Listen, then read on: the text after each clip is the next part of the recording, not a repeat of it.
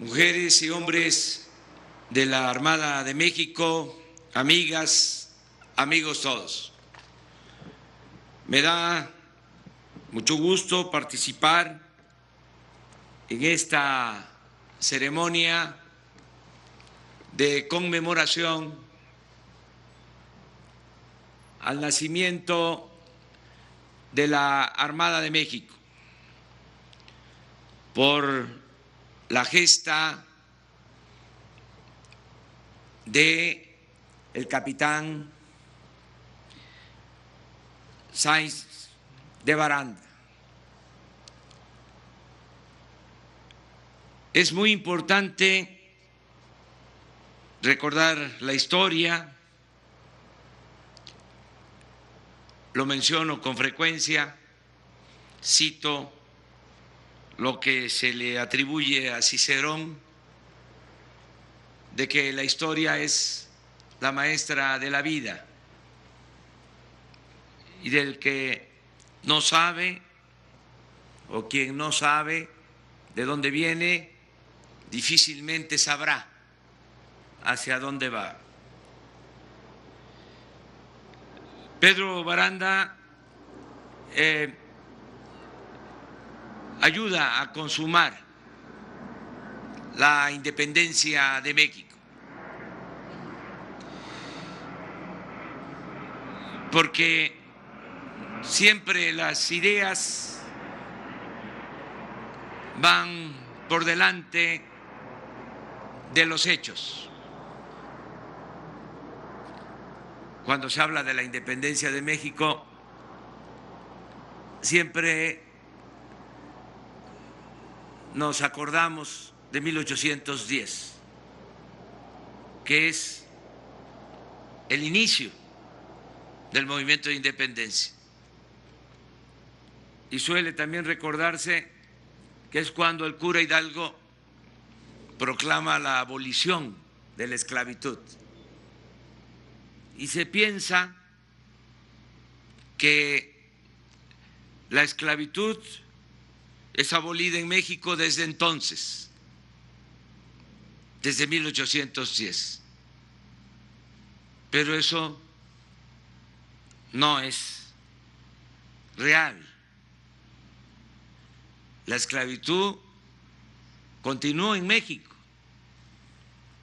Lo de Hidalgo fue una proclama. En los hechos, la esclavitud se abolió en nuestro país 100 años después, hasta 1914, después de la Revolución Mexicana. Lo mismo sucede con la independencia. Se habla de el grito de independencia, lo conmemoramos, pero es el inicio. Luego hay otra fecha histórica importante, la consumación de la independencia, 1821. Pero también esto no es así del todo. La independencia no concluye, no se alcanza a plenitud en 1821. Aquí estamos recordando que se logra la independencia cuando se derrota a una fuerza española que se apoderó del fuerte de San Juan de Ulúa en Veracruz en 1825 por el comandante Pedro Baranda, un hecho histórico importantísimo. Sin embargo, todavía pasa otro tiempo, siguen los intentos de reconquista y se llega hasta tomar la medida drástica en 1829 de expulsar de nuestro territorio a todos los españoles. Así ha sido la historia de nuestro país y la defensa de nuestra soberanía. Apenas nos estábamos independizando de España y de nuevo la amenaza de invasión de Francia, la primera intervención francesa, 1838. Si hablamos de la expulsión de los españoles en 1829 y de nuevo nos invaden ahora franceses, 1838, imagínense cuánto costaba hacer valer nuestra independencia. Esa intervención francesa se le conoce como la Guerra de los Pasteles, porque aquí cerca había un restaurante de un francés y unos mexicanos consumieron unos pasteles y esto originó el reclamo de Francia y lo usaron como pretexto para invadirnos en 1838. Es importante también este año porque de nuevo en Veracruz no se podría escribir la historia de México sin el puerto de Veracruz, porque ha sido el escenario de todos estos acontecimientos definitorios en la historia de México. Pues ahí el que defiende al puerto de Veracruz y la independencia de México es Antonio López de Santana, y ahí pierde su pierna Santana. Luego que se logra en 1839 el arreglo con Francia, 7 años después la invasión estadounidense, desde 1846 empiezan a invadirnos y de nuevo, además de hacerlo por tierra, lo hacen por mar y hay un desembarco en Veracruz. Esa intervención fue muy dolorosa, fue como un gran zarpazo, porque por esa intervención nos despojaron de más de la mitad de nuestro territorio. Los invasores entraron hasta la Ciudad de México y fue ofensivo porque se izó la bandera estadounidense en Palacio Nacional. Son de los tiempos más tristes de la historia patria. Luego, pues ya sabemos, de nuevo la invasión francesa y logramos restablecer nuestra república y se logra la segunda independencia de México. Pero todavía en el siglo pasado, en el siglo XX, en 1914, nos vuelven a invadir los estadounidenses. Por eso recordamos siempre a los oficiales de la Armada de México que lucharon en Veracruz, a Virgilio Uribe, a Mariano Azueta, defensa de nuestra patria. Es interesante que entonces era presidente de Estados Unidos Woodrow Wilson, presidente demócrata, que toma esa decisión que reprobamos, aún siendo él uno de los principales impulsores de lo que conocemos ahora como la Organización de Naciones Unidas. En ese tiempo, el secretario de Marina de Estados Unidos era Joseph Daniel, un personaje extraordinario. Y bajo sus órdenes estaba en 1914 Franklin Delano Roosevelt.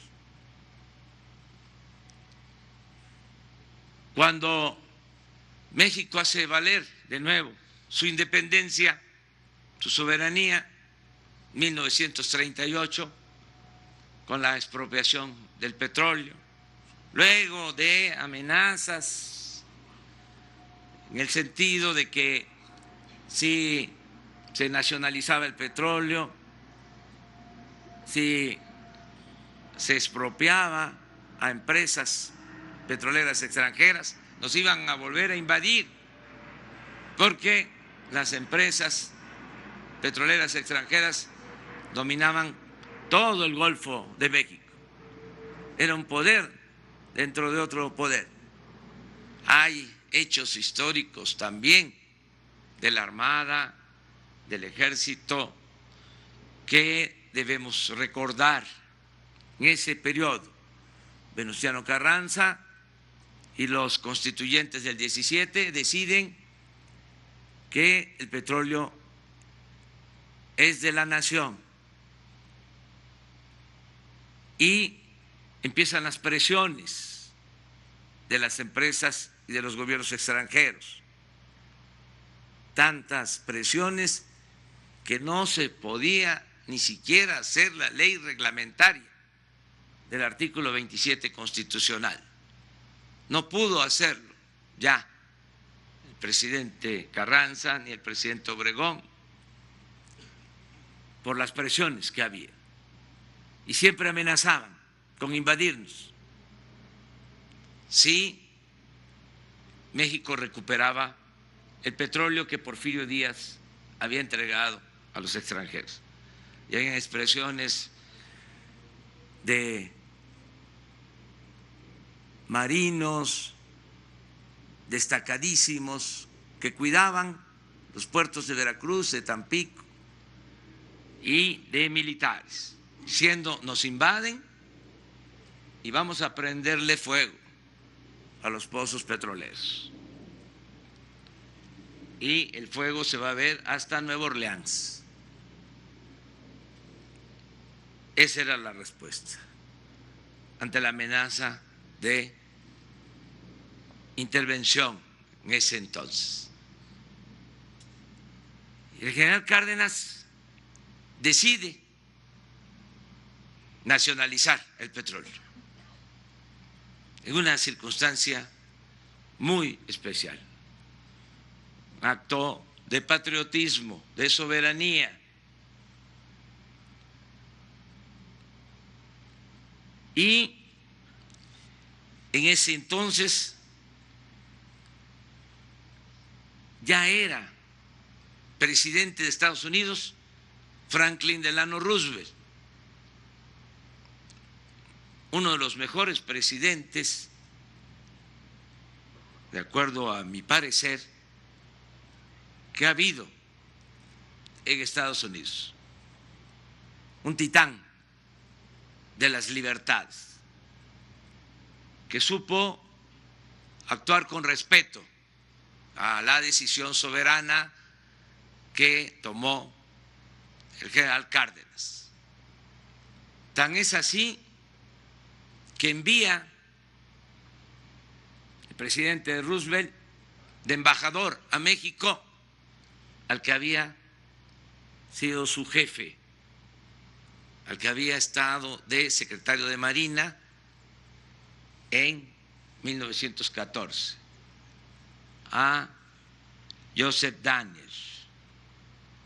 Se convierte en el embajador de Estados Unidos en México y en un aliado del gobierno de México y en un hombre respetuoso de la soberanía de nuestra patria. Por eso se puede consumar la expropiación petrolera.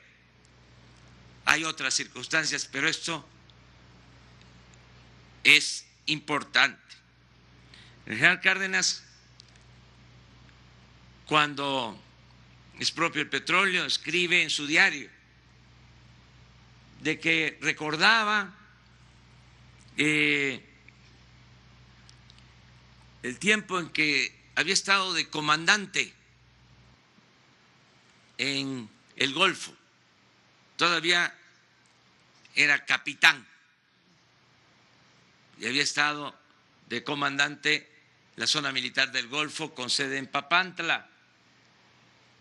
Y decía en el 38, escribía en su diario, de que lo visitaba el gobernador de Veracruz, Heriberto Jara, y que platicaban de los abusos que cometían las empresas petroleras extranjeras y que eso lo tenía presente y que eso influyó para tomar esa decisión de expropiar el petróleo. Fíjense cómo es la vida y la historia. El primer secretario de Marina en 1940, nombrado por el presidente Lázaro Cárdenas, fue Heriberto Jara, primer secretario de Marina. Por eso me da mucho gusto estar aquí y conmemorar esta fecha histórica de el capitán Pedro Baranda. La historia de los Baranda de Campeche es también algo extraordinario, excepcional, porque sus dos hijos también fueron militares, Pedro y Joaquín. Pedro fue gobernador de Campeche, de Tabasco. Los dos participaron en el movimiento de reforma. Los dos lucharon para defender a la patria con o durante la intervención francesa. Y Joaquín fue alrededor de 20 años secretario de Justicia y de Instrucción Pública en el gobierno de Porfirio Díaz. La familia Baranda es una familia de estirpe revolucionario de luchadores independentistas. Por eso, repito, me da mucho gusto participar en esta ceremonia. Además, me ejercita la memoria. Yo soy apasionado de la historia y esto me ayuda también a no olvidar, a tener muy claro nuestro pasado para seguir defendiendo nuestros ideales. Termino haciendo un reconocimiento muy especial al almirante José Rafael Ojeda Durán, un hombre leal. Celebro que no me equivoqué al nombrarlo secretario de Marina.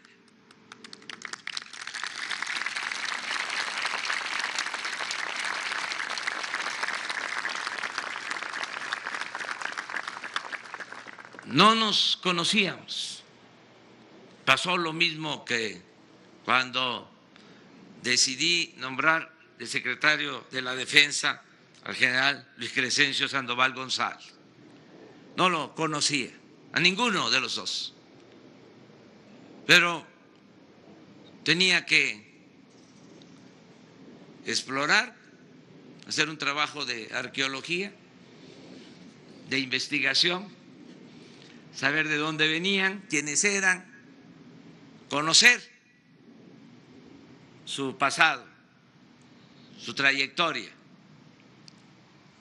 Y estudié sus expedientes para decidir, con la gran ventaja de que pude hacerlo entonces y ahora con absoluta libertad, porque no tengo compromisos con grupos de intereses creados. A mí me eligió el pueblo de México. Mi único amo es el pueblo de México. Soy completamente libre. Solo le tengo que rendir cuentas al pueblo de México.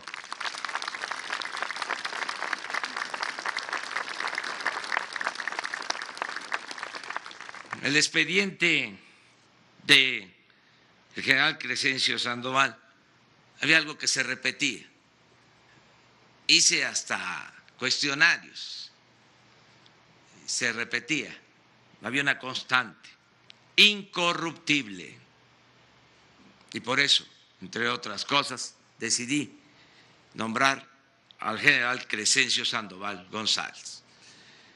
Y en el caso del almirante José Rafael Ojeda Durán, imagínense cuando estaba en su apogeo la corrupción, cuando se padecía de más corrupción. A finales de los años 80 escribió un libro, el almirante Ojeda, hablando del daño que causaba la corrupción en nuestro país. Porque ahora escribir un libro sobre el daño que causa la corrupción no es ninguna novedad. Y espero que se convierta en un lugar común pronto. Pero en ese entonces fue muy importante escribir ese libro. Y luego, analizando su historia, resulta que a él le correspondía desde el sexenio pasado, respetando los escalafones, pero por cuestiones que no viene aquí al caso señalar, se le hizo a un lado y se estaba cometiendo una injusticia. Y en las instituciones se tiene que actuar con legalidad, siempre. Y por eso decidí nombrar al almirante José Rafael Ojeda Durán. Y ha sido un gran apoyo el que he recibido de el almirante Ojeda. Nos han apoyado mucho, con mucha lealtad, tanto la Secretaría de la Defensa como la Secretaría de Marina, ayudándonos ahora en la tarea tan importante de garantizar la paz y la tranquilidad en nuestro país, ayudándonos para que haya seguridad en nuestro país, sin titubeos, ayudándonos para que la policía militar, la policía naval pasaran a formar parte de la Guardia Nacional para cuidar, proteger a nuestro pueblo. Por eso he dicho y repito, son dos instituciones, dos pilares del gobierno y del Estado mexicano, la Secretaría de la Defensa y la Secretaría de Marina. Y reconozco la lealtad de los marinos, de los soldados de México. Y juntos vamos a seguir haciendo historia. Vamos a seguir haciendo realidad principios, valores, preceptos como la libertad, la justicia, la democracia y la defensa de nuestra soberanía nacional. ¡Que vivan las Fuerzas Armadas! ¡Que viva la Armada de México! ¡Viva México! ¡Viva México! ¡Viva México!